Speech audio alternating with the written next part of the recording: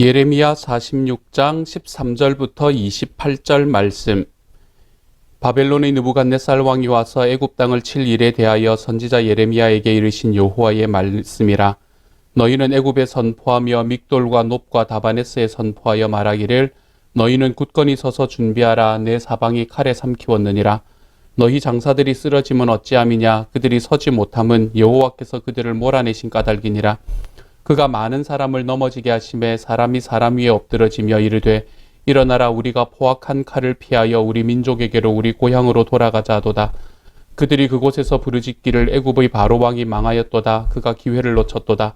만군의 여호와라 일컫는 왕이 이르시되 나의 삶으로 맹세하노니 그가 과연 산들 중의 다볼같이 해변의 갈멜같이 오리라. 애굽에 사는 딸이여 너는 너를 위하여 포로의 짐을 꾸리라. 놉이 황무하며 불에 타서 주민이 없을 것임이라. 애굽은 심히 아름다운 암송아지일지라도 북으로부터 쇠파리 떼가 줄곧 오리라. 또 그 중의 고용꾼은 살진 수송아지 같아서 돌이켜 함께 도망하고 서지 못하였나니 재난의 날이 이르렀고 벌받는 때가 왔음이라. 애굽의 소리가 뱀의 소리 같으리니 이는 그들의 군대가 벌목하는 자같이 도끼를 가지고 올 것임이라. 여호와의 말씀이니라. 그들이 황충보다 많아서 셀 수 없으므로 조사할 수 없는 그의 수풀을 찍을 것이라. 딸애굽이 수치를 당하여 북쪽 백성의 손에 붙임을 당하리로다. 만군의 여호와 이스라엘의 하나님께서 말씀하시니라. 보라, 내가 노의 아몬과 바로와 애굽과 애굽 신들과 왕들 곧 바로와 및 그를 의지하는 자들을 벌할 것이라. 내가 그들의 생명을 노리는 자의 손 곧 바벨론의 느부갓네살 왕의 손과 그 종들의 손에 넘기리라. 그럴지라도 그 후에는 그 땅이 이전같이 사람 살 곳이 되리라. 여호와의 말씀이니라. 내 종 야곱아 두려워하지 말라. 이스라엘아 놀라지 말라. 보라, 내가 너를 먼 곳에서 구원하며 내 자손을 포로된 땅에서 구원하리니 야곱이 돌아와서 평안하며 걱정 없이 살게 될 것이라. 그를 두렵게 할 자 없으리라. 여호와의 말씀이니라. 내 종 야곱아 내가 너와 함께 있나니 두려워하지 말라. 내가 너를 흩었던 그 나라들은 다 멸할지라도 너는 사라지지 아니하리라. 내가 너를 법도대로 징계할 것이요 결코 무죄한 자로 여기지 아니하리라 하시니라. 아멘. 여러분은 여러분이 가지고 계시는 것들 중에서 어떤 것들, 굉장히 소중하게 여기는 것들이 만약에 다른 누군가에 의해서 강탈을 당한다면 여러분은 어떤 느낌을 가지시겠습니까? 누군가가 와서 아무런 이야기도 하지 않고 여러분이 가지고 있는 가장 소중한 것들 중에 하나를 그냥 가져가 버린다 라고 생각하면 여러분은 그러한 상황 속에서 그냥 보고만 있으시겠습니까? 그렇지 않으면 그것을 찾기 위해 노력하시겠습니까? 오늘의 말씀은 하나님께서 자기가 정말 사랑하는 것들, 자기가 정말 사랑하는 자기의 민족을 강탈당하고 난 다음에 그 다음에 이야기하시는 하나님의 말씀을 이야기하고 있습니다. 오늘의 말씀은 이집트를 향한 하나님의 심판의 선고입니다. 이집트가 왜 심판을 받았는가? 이집트는 하나님이 가장 사랑하고 있던 이스라엘 백성들을 쳤던, 그리고 그 이스라엘 백성들이 멸망의 구렁텅이로 들어갈 수 있었던 그 첫 단추를 끼웠던 민족이었기 때문입니다. 오늘의 말씀은 언제 쓰여졌는가라는 것을 아는 게 중요합니다. 우리가 지금 시간을 좀 이렇게 왔다 갔다 건너뛰면서 이야기하고 있다는 것을 우리가 이야기했었잖아요. 그렇죠? 오늘의 말씀은 어제 우리가 읽었던 말씀의 1절에서 바라보면 오늘의 말씀은 이 여호야김 왕 4년, 바로 그때 일어났던 일이다라는 것을 알 수 있습니다. 여호야김 왕의 4년이라면 어떤 일이 일어났을 때인가요? 우리가 예전에 했던 역사 공부를 조금 기억해 보십시다. 여호야김 왕 4년 때는 여러 가지 일이 일어났었다 그랬잖아요. 그 중에 굉장히 대표적인 일 하나가 이 이집트가 바벨론과의 싸움에서 패배하는 일을 경험하게 되었었지요. 이렇게 이집트가 바벨론에게 패배하고 난 다음에 그 구약시대 전체의 헤게모니는 이제 바벨론에게 가게 되는 그런 상황이었습니다. 그런데 이런 상황에서 일어났던 한 가지 굉장히 중요한 일이 있었지요. 그것이 무엇인가 하면 이 이집트 왕이 이제 바벨론과 싸우러 올라갈 때 이거는 그 지는 싸움은 아니었고요. 그보다 좀 더 앞서 한 4년 전에 있었던 싸움이기는 한데 갈그미스라는 곳에서 이 바벨론과 싸우기 위해서 올라갈 때 그때 당시에 유다의 참 훌륭한 왕이었던 요시야 왕이 그를 가로막았던 일이 있습니다. 그리고 요시야 왕은 이 바로와의 싸움에서 패배하게 되고요. 그리고 그와의 전쟁에서 죽게 되는 일을 우리는 성경을 통해서 볼 수 있게 되지요. 요시야 왕이라는 사람이 어떤 사람이었을까요? 요시야 왕이라는 사람은 그때 당시에 모든 남유다의 왕들 중에서 아마 가장 위대한 왕이 아니었을까라고 생각을 할 수 있습니다. 그는 요즘의 말로 말하면 개혁군주였습니다. 그때 당시까지 일어나던 그때 당시까지 그 남유다를 사로잡고 있던 많은 이 부조리들 그러한 것들을 바로잡고 이제는 새로운 길로 올려보기 위해서 온 힘을 다했던 사람이 바로 요시야라는 사람이었습니다. 요시야는 그의 삶에 여러 가지 일을 했는데요. 그것들을 크게 세 가지로 요약해보면 이런 일들을 했다고 말할 수 있겠습니다. 먼저 첫 번째로 그는 성전을 개혁하고 그리고 그곳에서 하나님의 종교개혁을 일으킵니다. 그때 당시에 많은 사람들이 많은 우상에 빠져 있는 바로 그때에 요시야라는 사람은, 요시야라는 왕은 백성들의 마음을 붙잡고 그들의 마음을 하나님께로 돌이키기 위해서 노력합니다. 그래서 하나님의 성전이 비록 있었었지만 그 성전에 아무런 마음도 들이지 않던 그런 상황 속에서 요시야는 그 성전을 개혁하고 성전의 모든 예배 행위들을 다시 한번 세우고 그리고 백성들이 하나님만을 섬길 수 있는 길로 걸어갈 수 있도록 준비한 사람이 바로 요시야라는 사람이었다는 것이지요. 그래서 그는 성전을 깨끗하게 청소했을 뿐만 아니라 하나님의 율법을 다시 한번 선포하는 일을 했던 사람이 바로 요시야 왕이었습니다. 두 번째로 그는 어떤 일을 했었던 사람인가 하면 도덕적인 개혁에 힘썼던 사람이 바로 요시야 왕이라는 사람이었지요. 그는 도덕적인 개혁에 힘썼습니다. 당시의 남유다는 하나님에게로부터 멀어짐으로 인해서 이렇게 종교적으로 타락함으로 인해서 도덕적으로도 큰 타락의 자리에 놓여 있을 수밖에 없었습니다. 그들은 열심히 죄를 향하여 달려가고 그리고 그들이 도덕적으로 계속해서 타락해가는 과정 속에 있었기 때문에 그들은 하나님 앞에 다시 회복되는 길로 나아갈 수 없었던 것이지요. 그래서 요시야라는 이 왕은 그때 당시에 자기와 함께하던 그 제사장 세력들과 함께 이 모든 나라를 하나님 앞에서 도덕적으로 더 깨끗하게 만들려는 개혁을 시도했던 사람이었습니다. 또한 요시야라는 사람은 풍속을 새롭게 세우는 사람이었죠.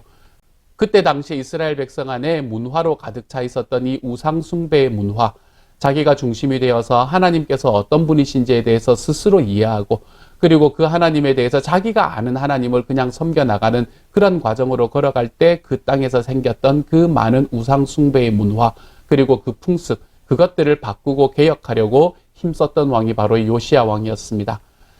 이렇게 위대한 요시야 왕이었는데요. 이 요시야 왕이 누구의 침략을 받나 하면 이집트의 침략을 받습니다. 이집트가 이 바벨론과 싸우러 올라가는 길에 이제 이 유다라는 남유다라는 곳이 있었거든요. 그래서 이 남유다를 지나서 바벨론으로 올라가려는 그런 상황으로 지금 역사가 흘러가고 있는 중에 있었습니다. 이렇게 훌륭한 왕이었던 요시야가 그때 당시 이집트의 침공을 받습니다. 이집트는 그때 바벨론과 싸우기 위해서 이 갈그미스라는 곳으로 올라가고 있었거든요. 이 바벨론의 왕이 이집트로 쳐들어온다라는 이야기를 들었을 때에 이집트의 파라오는 그냥 그 자리에 앉아서 멸망당할 수는 없었을 거 아니에요. 그렇죠? 그러니까 그때 당시에 그 고대 시대 때 유명한 전투터였던 그 갈그미스라는 곳에서 건곤일척을 하기로 그렇게 마음을 먹습니다. 그리고 그곳으로 군대를 보내는데 그렇게 군대를 보내는 과정 속에서 지나가야 하는 나라가 유다라는 나라였지요. 이 남유다라는 나라였습니다. 그래서 그때 당시에 이 파라오였던 느고라는 파라오가 이 유다를 통과해서 갈그미스에 가려고 했었습니다. 여러분, 우리나라에 옛날에 임진왜란이라는 것이 있을 때에 일본이 우리나라에게 했던 것이 무엇이었습니까? 정명가도라는 말이 아니었습니까?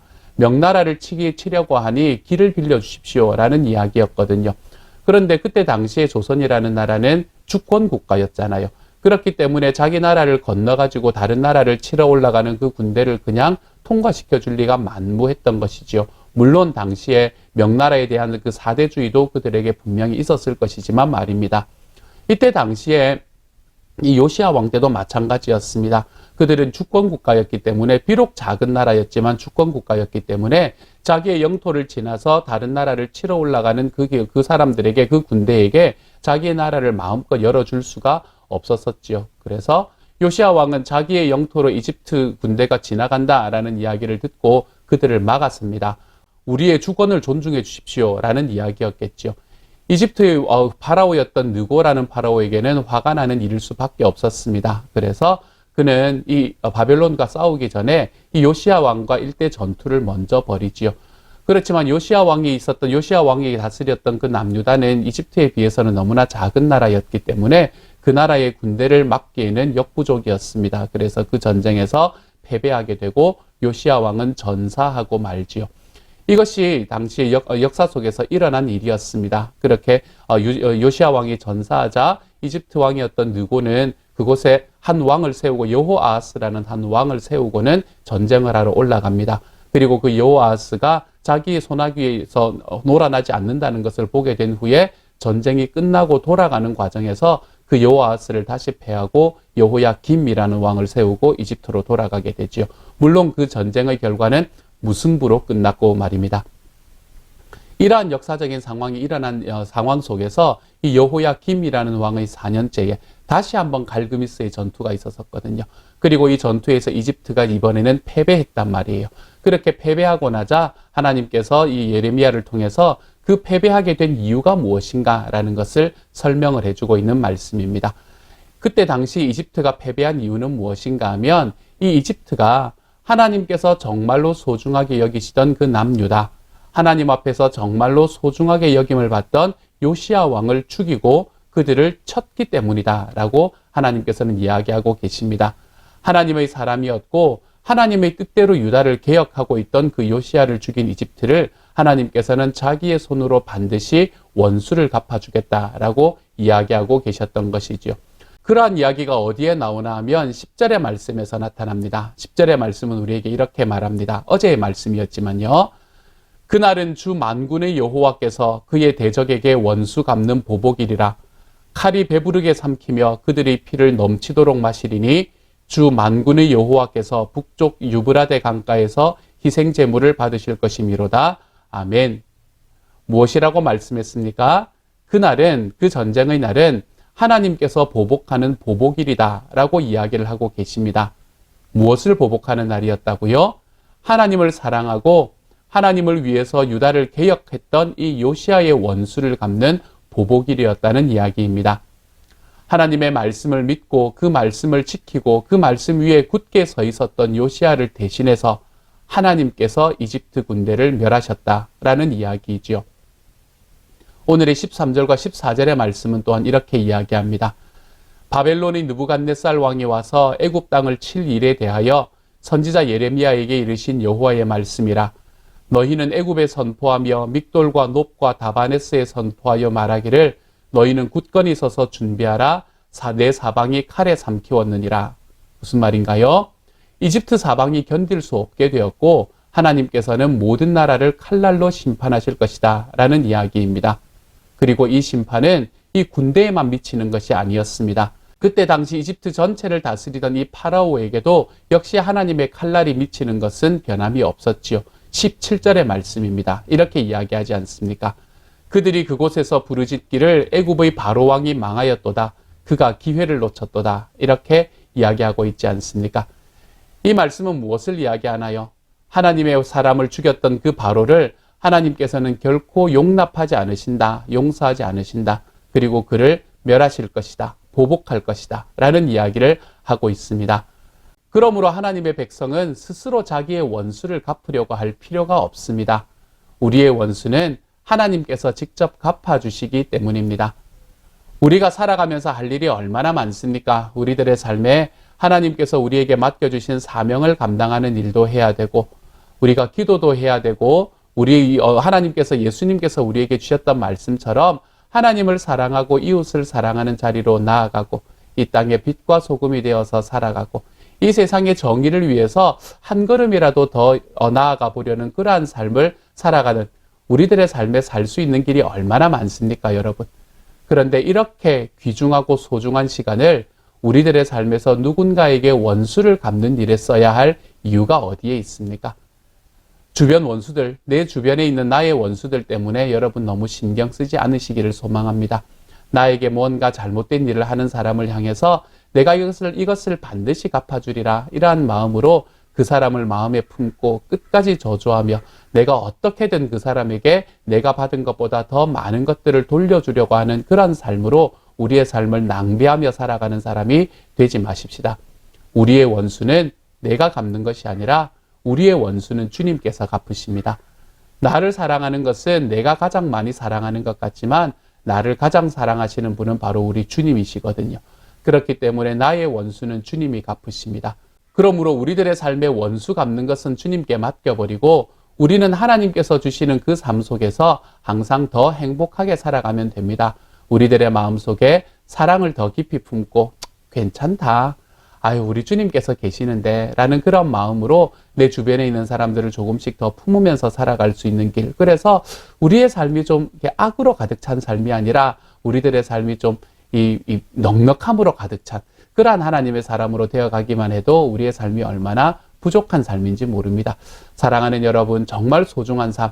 우리 주님께서는 절대로 자기의 백성을 해코지 하는 사람을 그냥 두지 않으십니다. 그러므로 원수는 주님께 맡겨드리십시오. 주님께서 하실 일을 그냥께 맡겨드리고 나는 이 땅에서 더 평안한 마음으로 내 삶에 더 소중한 일을 감당하면서 우리 주님과 함께 또한 우리 주님을 위해서 오늘도 한 걸음을 걸어가 볼 수 있는 주님의 사람이 되어 가시기를 소망합니다. 주님께서는 요시야를 죽였던 이집트를 결코 잊지 않으시고 그들에게 보응하셨습니다. 그리고 주님께서 직접 심판하심으로 인해 이 이집트가 멸망하게 되는 곳까지 걸어가게 됩니다. 사랑하는 여러분, 우리의 원수도 주님께 맡기고 나는 이 땅을 원수 갚는 일보다 훨씬 더 소중하고 가치 있는 일에 나의 삶을 들여볼 수 있는 하나님의 사람이 되어서 우리가 주님을 믿고 살아가기에 주님 내가 더 행복해질 수 있습니다. 하나님 앞에 고백하며 사는 저와 여러분이 되어 가시기를 우리 주님의 이름으로 축복합니다. 이 시간 같이 한번 기도하겠습니다. 사랑하는 하나님 감사를 드립니다. 주님과 함께 걸어가는 길, 우리 주님과 같이 걸어가는 길에 주님께서 저희와 함께 해주셔서 감사합니다. 우리의 삶이 더 소중하니까, 너무나 소중하니까 하나님 원수 갚는 일, 하나님 사람들을 그냥 마음에 품고 저주하는 일, 이런 것들에 내 삶을 그냥 들이며 살아가지 않는 사람이 되게 하여 주옵소서. 그것은 주님께 맡겨버리고 나의 삶은 하나님께서 주시는 그 일, 주님께서 나에게 맡기시는 일을 온전히 감당하며 주님 항상 기쁨으로 걸어가 볼 수 있는 주님의 사람이 될 수 있도록 하나님 도와주옵소서. 원수는 주님께서 갚아주시기 때문에 내 삶에 주님을 믿고 살아가는 삶이 더 행복해질 수 있는 하나님의 사람이 될 수 있도록 주여 도와주옵소서. 모든 말씀 우리 주님 예수님 이름으로 기도드립니다. 아멘.